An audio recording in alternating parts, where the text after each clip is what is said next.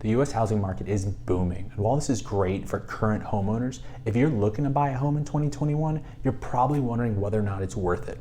We're going to look at the facts behind the hot housing market that we're currently in and whether or not buying a home in 2021 is right for you.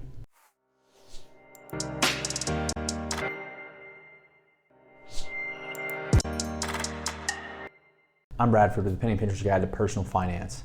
First, make sure you give the video a like.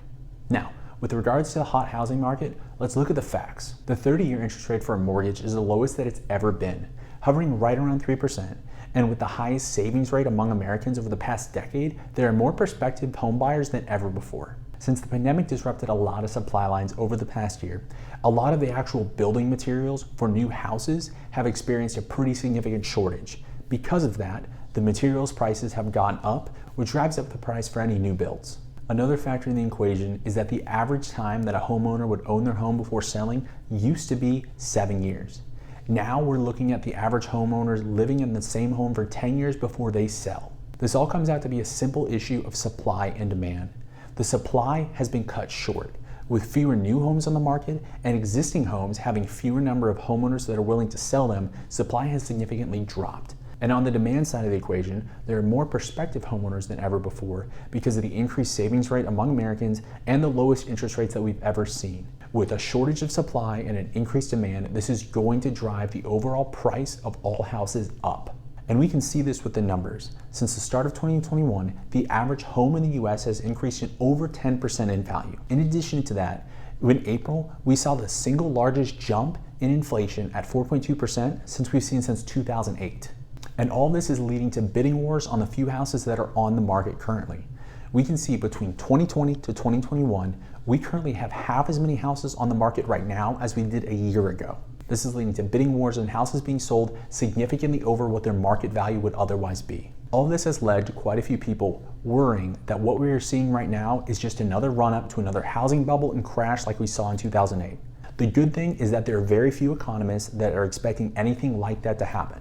Back in 2008, the biggest thing that led to the housing crash was that we had a subprime mortgage crisis. And all the regulations that have been imposed since then have prevented it from happening again. So with very little fear of a domino effect of defaulting mortgages crashing the overall home value across the United States, you should not be concerned that the current hot housing market is going to lead to a massive drop in value should you buy a home this year. Really, the worst case scenario is that you will buy a home, the housing market will level off as the number of buyers equals the number of sellers, and you might see some stagnation or very slow growth over the next couple years instead of the very hot, fast growth that we've been seeing over the past calendar year. Now, if you are a prospective home buyer looking to buy a house in 2021, what should you consider? The first thing you need to consider is you need to figure out how much home you can comfortably afford. Not just home you can afford, but comfortably. The general rule of thumb of this is that your total cost of housing should be no more than 25% of your take-home pay. You do not want to be house rich and cash poor. The next thing to consider is how long you're going to be living in a given area. This is going to help you decide whether buying or renting is the best option for you.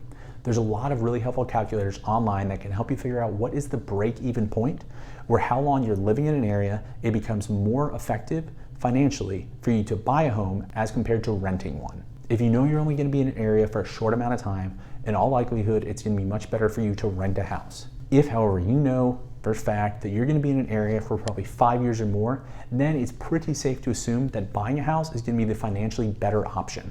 Another thing is no matter how hot the market is, buying a home is one of the best ways of building long-term wealth. As you pay down your mortgage and as your home appreciates in value, you are creating a solid reservoir of holding your wealth together that later on you can either sell or once you've paid off your mortgage, you have effectively eliminated your housing costs and are controlling that for so long as you continue to live in that same place. Another thing with all the bidding wars that have been going on is never fall in love with a house until you actually own it. If you win a bidding war, the only person that is actually getting more wealthy is the person who sold the home. You are paying for that at your expense. All this information brings me back to the initial question of should you buy a home in 2021? The answer is yes, but only if the numbers make sense for you and your specific situation. Don't let emotions rush you in your decision-making process. Carefully consider your budget and consider how much home you can comfortably afford. Consider how long you're going to live in an area and if it makes sense to actually buy. Also, you shouldn't be too concerned about the overall housing market because in the long run, Buying a house is going to help you build wealth. You don't need to be concerned about the housing market coming crashing down. We know that inflation is going to continue rising throughout the year due to all the increased government spending as well as the general inflation of the US currency. And with the topic of inflation, buying and owning real estate is one of the best ways to preserve your assets against the risk of inflation. Now, give the video a like if you learned something from it. Thanks for joining me today, and until next time, just remember to pinch a little. Thanks for watching, and if you liked this video, make sure to check out the video that's on the left-hand side of your screen.